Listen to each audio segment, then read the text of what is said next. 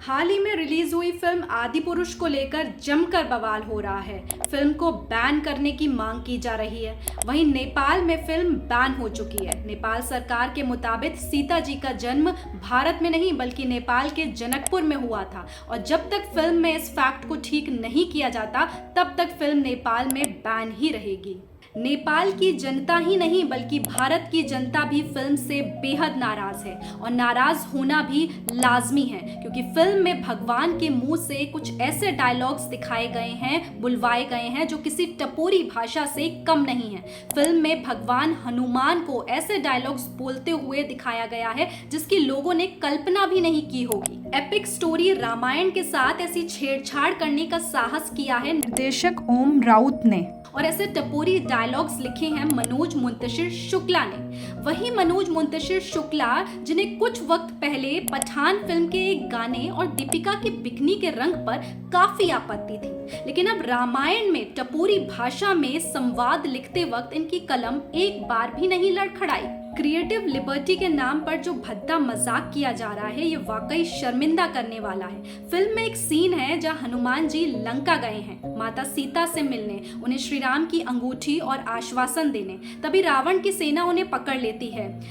मेघनाथ हनुमान की पूंछ में आग लगाने के बाद पूछता है जली। इसके जवाब में हनुमान कहते हैं तेल तेरे बाप का, कपड़ा तेरे बाप का, जलेगी भी तेरे बाप की और जलेगी भी तेरे बाप की। ऐसी भाषा भगवान बोल रहे हैं। वहीं जब हनुमान जी लंका से लौटते हैं तो श्री राम पूछते हैं क्या हुआ। इसके जवाब में हनुमान जी कहते हैं कह दिया जो हमारी बहनों को हाथ लगाएंगे उनकी लंका लगा देंगे। समझ नहीं आता कि ये भगवान बात कर रहे हैं या कोई गली बॉयज। इससे अच्छा तो पूरी पिक्चर ही टपोरी भाषा में बना देते, कम से कम रामायण का कॉमिक वर्जन ही बन जाता। इन भद्दे डायलॉग्स पर मनोज मुंतशिर शुक्ला ने जो सफाई दी है उससे ऐसा लगता है कि उन्हें मेमोरी लॉस हो गया है। अब वो कहते हैं कि फिल्म रामायण नहीं है, फिल्म रामायण से प्रेरित एक कहानी है। हमने रामायण नहीं बनाई है, हम रामायण से प्रेरित हैं।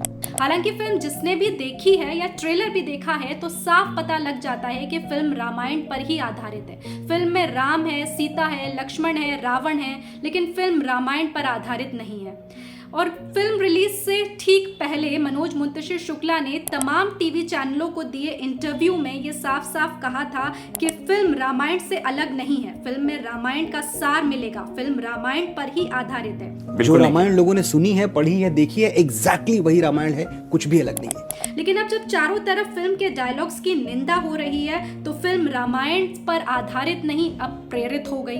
मनोज मुंतशिर ने एक और सफाई दी है। उन्होंने कहा है कि फिल्म बच्चों के लिए बनाई गई है, तो अगर फिल्म बच्चों के लिए बनाई गई है तब उसमें ऐसे संवाद हैं, तो अगर बड़ों के लिए बनाई जाती तो उसमें कैसे संवाद होते? तो फिर तो शायद उसमें गालियां भी होती। वो बच्चे जिन्होंने अभी रामायण को समझना शुरू किया है, श्री राम, माता सीता, भगवान हनुमान को जानने की जिज्ञासा है, जाहिर सी बात है कि जो वो देखेंगे उनके मन में भगवान की प्रति वैसी ही छवि, वैसी ही आकृति बनेगी। अगर वो हनुमान को ऐसी भाषा बोलते हुए सुनेंगे तो उनके मन में हनुमान जी की ऐसी ही छवि होगी। क्या आप अपने बच्चों को ऐसी भाषा बोलने की इजाजत देंगे?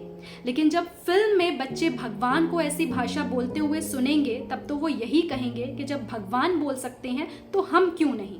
तो जब कोई फिल्म बच्चों के लिए बनाई जा रही थी तब तो उसमें ज्यादा सतर्कता बरतने की जरूरत थी, तो आपने क्यों नहीं बरती? ये सवाल किसी भी टीवी एंकर ने मनोज मुंतशिर शुक्ला से नहीं पूछा। क्यों नहीं पूछा वो आप और हम जानते हैं। मनोज मुंतशिर शुक्ला बेहद गर्व के साथ कहते हैं कि बहुत ही सोच समझकर ये डायलॉग्स लिखे गए हैं। तो रामायण के लिए अगर सोच समझकर ऐसे डायलॉग्स लिखे हैं तो किसी वेब सीरीज के लिए क्या लिखेंगे, इसकी तो बस हम कल्पना ही कर सकते हैं। किसी थिएटर के माइथोलॉजिकल प्ले में भी भाषा का बेहद ख्याल रखा जाता है। वहाँ पापा, बेटा, बेटी जैसे शब्द नहीं चलते, पिता, पुत्र, भ्राता, माता जैसे शब्द ही संवाद में होते हैं।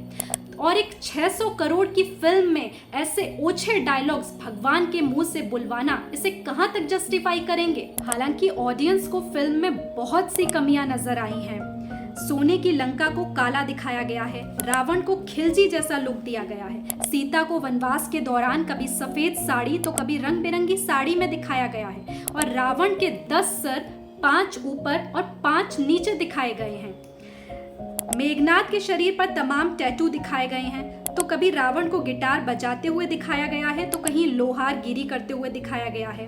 पर फिल्म के भद्दे टपोरी डायलॉग्स के आगे ये सभी गलतियां माफ हो गई हैं। रामायण के नाम पर किए गए इस भद्दे मजाक को देखकर लोगों को अब रामानंद सागर की रामायण की याद आ रही है। सोशल मीडिया पर यूजर्स उस रामायण की सादगी और संस्कृति को याद कर रहे हैं। वहीं इस आदिपुरुष नाम के मजाक को जमकर ट्रोल किया जा रहा है। हालांकि जनता की इतनी नाराजगी के बाद अब फिल्म के डायलॉग्स बदले गए हैं। अब बाप की जगह लंका शब्द का इस्तेमाल किया गया है। कपड़ा तेरी लंका का, तेल तेरी लंका का, आग भी तेरी लंका की, जिंदगी भी तेरी लंका ही।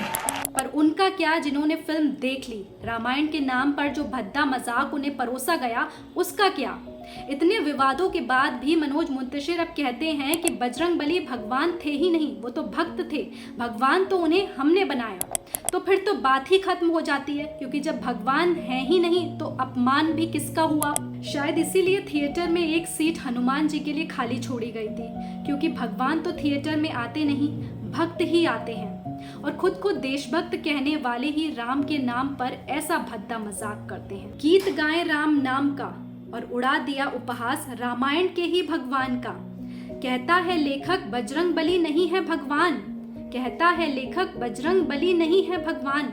मुंतशिर से शुक्ला हुए लेखक बाबू, क्या सत्ता के साथ पर ही है इतना अभिमान? तो बस इतना ही कहना चाहूंगी कि अगर आपने आदिपुरुष देख ली है तो अफसोस, अगर अब तक नहीं देखी है तो आपको बधाई, आप भगवान का अपमान होते हुए देखने से बच गए हैं। अगर वीडियो पसंद आया हो तो लाइक करें, ज़्यादा से ज़्यादा लोगों के साथ शेयर करें। अगर चैनल पर नए हैं तो सब्सक्राइब करें। मिलेंगे एक और नए वीडियो के साथ, तब तक के लिए नमस्कार।